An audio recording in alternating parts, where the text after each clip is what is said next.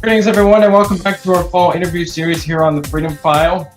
One quick note before we do get started. I do want to remind everybody once again, like I had mentioned last week, make sure that you are subscribing to us on YouTube. We canceled our Rumble account. We are back on YouTube now due to unsatisfactory service from the Rumble platform. Last week here, I had Defend the President PAC Manager John Block on. This week, I have State Representative-elect Michael Davis on. So, Michael, how are you doing? Doing well. Thank you for having me, Anthony. Yes, of course. So, before we get into your run for office, tell us about how you developed an interest in politics and what eventually led you to learn about the issues of your state. So, I started getting involved in politics during the Obama administration. I disagreed with the way our country was headed. I disagreed with the expanded scope of government, higher taxes, more government intrusion in our health care. So I got involved when I was an undergraduate in college on local campaigns, local state legislative campaigns, city council races. Started at the smallest level, and I got involved and began helping on campaigns. And that sort of gave me an introduction in how elections work and how to get involved in the community. That's excellent to hear. So, you decided to run for the Missouri House of Representatives. So, tell us why you decided to run and what gave you an advantage over the other two Republican candidates in the primary, and the reason why voters chose you over them. So, when my current state representative, Jack Bondon, he decided not to run for a fourth term. In Missouri, you can serve a maximum of 4 terms, but he decided to forego his last term in order to run for the state Senate. So, when he made that decision, I prayed about it, thought about it, consulted with my family, and I decided that I can give back to the community, and that there's issues going around in Missouri that I didn't like the direction. So I decided that if I was going to run, I was going to give it my all, and that's what I did. So one of the things that gave me a competitive advantage against my opponents is that my opponents were 66 and 67 in the primary. I think my age became an advantage in that regard, and I was also able to outwork them. I was able to knock more doors, make more phone calls than them, and talk to more voters, partially because of my age, but also because I was willing to put in more of the effort. So I think that made the biggest difference in my race. I got outspent in my race, but I didn't get outworked, and I think that was the most important factor in my race. Okay, yeah. And then also knowledge on the issues. Are you... do you kind of know more of the complex details, or was it just kind of mostly based on age for the voters? I like to stay up to date with Missouri happenings. I think I was probably the most informed about some of the minute issues going on in Jefferson City. Before running for office, I worked for Americans for Prosperity, which is a political conservative organization. I spent time in state capitals working on bills, spent time with legislators. So I was pretty informed with the process. Talking to voters at the doors is probably the most effective way that I was able to reach voters. The coronavirus sort of dampened that a bit. We were locked down in Missouri until about July or June. So from June until our August primary, I spent that whole time knocking doors about 8 or 9 hours a day, about 7 days a week, talking to voters. So the voters I talked to, I got the impression that they thought I was knowledgeable about the issues. Now, I look very young. I am young. I'm 25, but I look even younger than that. Some wondered if I was even old enough to vote, whether I was 18. So but once I started talking to voters and they realized that I do know about these issues and I'm familiar with the process, most of the voters became open to voting for me. Well, excellent to hear. Okay, so let's talk about what you plan to do now. You are a representative-elect, and you will be sworn in pretty soon. So what are your goals and what ideas do you have for legislation? There's a lot of different avenues I'd like to look at. The first one is probably the most pressing issue in Missouri and our country is regarding COVID restrictions. We have local authorities who are putting extreme restrictions on the citizens and businesses. In Kansas City and St. Louis County, there's restrictions on indoor dining. St. Louis County, there's a ban currently on all indoor dining, which is more restrictive than urban St. Louis City. So that's something that the legislature is certainly going to look at. COVID restrictions. One of the other pressing issues is going to be redistricting. That's coming up every 10 years. So we'll be looking at that. And criminal justice reform is going to be an issue I'll be looking at. Defelonizing marijuana in our state.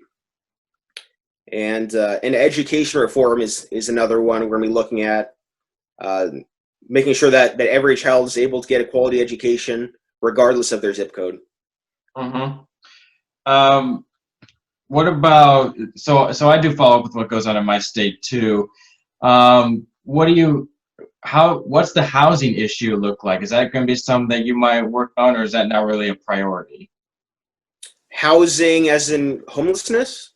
Homelessness or affordable housing, low income housing, those kind of work. So it's not a huge issue in my district. There are parts of Missouri certainly where I could see that being a problem. Urban Kansas. I know there's some local programs regarding homelessness. St. Louis and Kansas City. I know it is in Kansas City where there's a program to provide to sell houses for, I believe it's $1, where they're essentially giving away homes in areas where people usually don't want to live, and but the individual would have to upkeep the house and maintain it in order to improve the neighborhood. So I know that's a local program, but I'm not hearing homelessness as a major statewide issue. Right. Transportation, anything along those lines? So Missouri has, we're constantly looking at transportation regarding infrastructure and roads. So there was a proposal a few years ago to raise the fuel tax in order to pay for upkeep on roads. I voted against that as a private citizen on my ballot. I think we should look through the budget and look for areas to cut rather than trying to raise taxes and take more money out of the pockets of hardworking Missourians. But that is something to look at to see if we do have enough funding for the roads compared to other states, and if we can reallocate funding from certain areas to that area. Another thing regarding transportation is the Hyperloop. There is a proposal to have a Hyperloop from Kansas City to St. Louis. Mm-hmm. I know that isn't a proposal that the legislature had been looking at to see whether it is feasible to do so. So those are two areas regarding transportation we'll probably be looking at. Okay. And then last issue that I probably want to get to regarding your state is the budget. Do you guys, I know we have it here in Washington State where we actually have a rule or a law that the budget must be balanced. Do you guys have that in Missouri? Yes, I believe we do. And yeah, the budget, every state budget is going to be cumbersome. It's something that certainly will need to be reviewed to see whether there is areas where I disagree with some of the budgeting. Thankfully, the Missouri legislature uh, is pretty conservative. We have super majorities in the state house and the state senate. So usually the laws that come out of there are conservative, at least from the fiscal perspective. Usually, if there is more liberal proposals in Missouri, it's coming through the initiative petition process, where issues are put on the ballot for voters to decide. That's how a minimum wage increase got approved in Missouri, and Medicaid expansion got approved in Missouri. And so Medicaid expansion will be another issue we'll be looking at regarding the budget, because it's gonna cost millions and millions of dollars to implement this Medicaid expansion, which we don't, frankly, have the budget to do. So seeing whether money will be allocated to Medicaid expansion will be an issue, because the legislature does not have to allocate money towards certain programs. So even though it was approved by the voters, the legislature finally has the final say in how much money is allocated to certain areas. So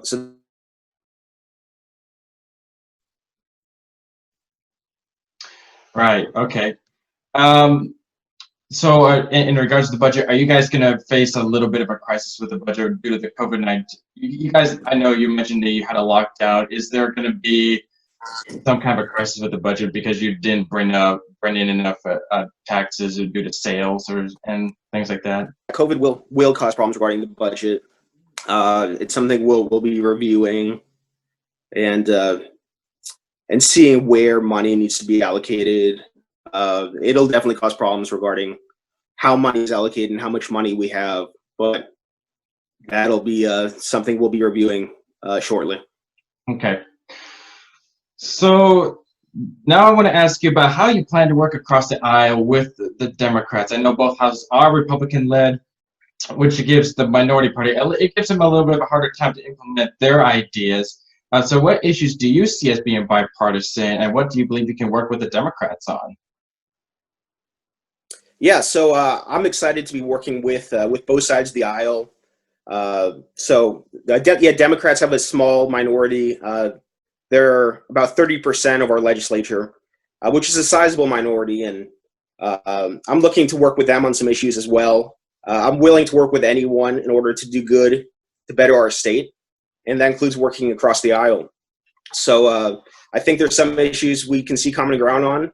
One of the issues I'm looking to work with Democrats on is maybe some criminal justice reform proposals. I know there's some bills being worked on the Democrat side of the aisle regarding expungement for criminal offenses. Missouri recently approved medical marijuana. So there's the argument that doesn't make sense to have people who have convictions for marijuana on their record when medical marijuana has been approved by the voters. So I know that is one issue that will be coming up. Okay. All right, so I know your main focus is on your state at the moment, but I do want to divert now to the presidential election. Do you see Joe Biden as the president-elect like the mainstream media makes him out to be? Or do you think Trump will win if we discredit what possibly is a very massive voter fraud operation that took place on election day? I'll look where the evidence points. I think we should investigate old claims. Ultimately, I think that we should look to promote our candidate and see what avenues are available to have our viewpoint advanced. So legislatures have the authority to select their own slate of delegates, regardless of the popular vote winner in their state. So I don't see anything wrong with a state such as Arizona that has a Republican legislature, or Georgia that has a Republican legislature, deciding that they want to choose their own slate of delegates. There is controversy regarding that, and I don't agree with that. If Georgia, the legislature, wants to choose a Republican slate of legislators, I'd be perfectly fine with that. The left has done everything in their power to take advantage of the processes that are in place. They did horrible things to Brett Kavanaugh. They did similar to Amy Coney Barrett. Every tool that we have in our arsenal. Okay. All right, so we're going to wrap up pretty soon, but I want to get some last thoughts in. You are young. You're already a politician. Many young Republicans around the country are wanting to step up into public service. So what advice do you have for them? My first piece of advice is to get involved in your community early. Work on some campaigns, see how it works, meet some of the local leaders, become involved, get your name out there. I think that's one thing that really benefited me is that I've worked on campaigns over the last 7 years, and having that experience and meeting leaders throughout Missouri really gave me connections that benefited me in my run. I'd say that direct voter contact is the best way to meet voters and convince them to vote for you. Radio ads are nice if you have the money for them. Mailers are nice, but those are supplementary to direct voter contact. So the way to win elections is to talk to as many voters, convince them to vote for you as possible. And television ads, radio ads, mailers, those are just additional things that are nice, but they're not the whole campaign at a local level. So that would be my advice to a young person who wants to get involved. All right, well, that sounds good. All right, so we're going to wrap up here. Michael Davis, I do want to thank you for coming on, State Representative elected in Missouri's House District 56. Thank you, everyone, for joining us. Have a great day. Great. Thank you for having me.